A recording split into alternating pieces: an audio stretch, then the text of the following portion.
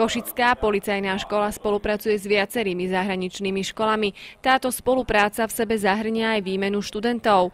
Dôvodov, prečo sa rozhodli ukázať im Starú Ľubovňu, bolo niekoľko. Stará Ľubovňa je síce jedno z tých menších okresných miest, ale s bohatou historickou tradíciou. Na druhej strane majú tu výborné výsledky na okresnom riaditeľstve policajného zboru, ktoré vedie súčasný pán okresný riaditeľ. A tie ich liečebný raz, historický raz a to, že je tu, dajme tomu, 40% ochrany prírody v súvislosti so zákonom o ochrane prírody, je práve tá lokalita, ktorú sme našim francúzskym priateľom chceli ukázať. Policajná škola v meste Chassot pripravuje každoročne okolo 200 budúcich policajtov. V Starej Ľubovni si okrem slovnej prezentácie práce ich kolegov mohli pozrieť služobné zbrane. V obradnej sieni ich prijal primátor mesta a absolvovali aj praktickú ukážku jednej preventívnej dopravnej akcie priamo v teréne. Ktorá bola zameraná na, by som povedal, pochválenie, vyzdvihnutie tých vodičov, ktorí nepožívajú alkoholické nápoje pred a počas jazdy. Projekt sa realizuje v dvoch verziách. Tá prvá vidíme ju dnes, to je na cestách, kedy policajt zastaví motorové vozidlo, vodič je podrobený dýchovej skúške a ak je dýchová skúška negatívna, dostane od polície preventívne, respektíve reklamné propagačné predmety s logom Jan. Francúzski policajti prácu ich slovenských kolegov pozorne sledovali a tak sme sa ich opýtali na prvé dojmy a hlavne na rozdiely medzi naším a ich policajným zborom.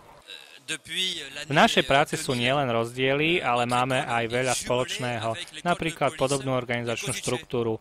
Aj u nás funguje všeobecná polícia, ktorá sa stará o bezpečnosť, ďalej zložky, ktoré majú špeciálne úlohy. Najväčším rozdielom podľa mňa je existencia žandárstva, ktoré ale spadá pod ministerstvo obrany a pracuje hlavne vo vidieckých oblastiach.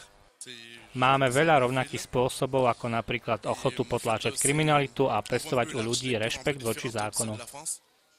Povedal by som, že používame trošku iné metódy ako slovenskí policajti, ale máme tu istú víziu potláčania zločinu. Neviem, ako to funguje na Slovensku, ale u nás má mladý policajt pekné perspektívy uplatnenia. To je aj dôvod, prečo som si vybral túto školu. Účelom je vymieňať si vzájomné profesionálne skúsenosti aj v pedagogickom procese, vo výchovnom procese a potom samozrejme aj v tom profesionálnom. A súčasťou týchto návštev alebo výmenných pobytov je spoznávanie aj kultúry národa, spoločenský život národa a podobne. Ťažko je hovoriť takto konkrétne, ale určitým spôsobom vám dá nejakú tú metódu, nejakú tú dimenziu, ako sa k niečomu dopracovať. Oni majú inú právnu kultúru, majú trošičku iné právomoci. Je známy francúzsky liberalizmus. Možno, že sa oni poučia od nás, že nie je dobré až tak všetko púšťať liberálne. Možno, že my od nich. Návšteva z Francúzska si po oficiálnej časti mala možnosť pozrieť Ľubovniansky hrad a deň ukončili spoločnou slávnostnou večerou so Slovákmi.